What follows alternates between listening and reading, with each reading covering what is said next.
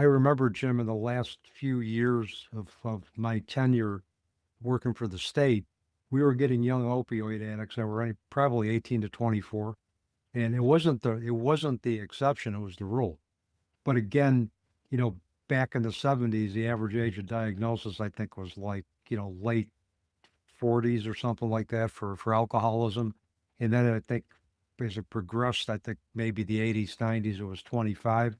Now you're looking, and I've been out of the field for a while, but if you're looking at 18-year-old addicts coming into treatment, they're being diagnosed at 18 or sooner. Now, some of the drugs that were released out there, the Oxycontins and things that were these alternatives that weren't going to be addictive drugs, that came in a, I don't want to call it a sexier form, but opioids before was heroin, and heroin was kind of a harder drug for people to get into than a pill form drug that I can go get prescribed to me very easily from a doctor because I have sciatic pain. I think most individuals who become opioid addicts, or a lot of them, become addicted to pain-killing medication first because of chronic back pain.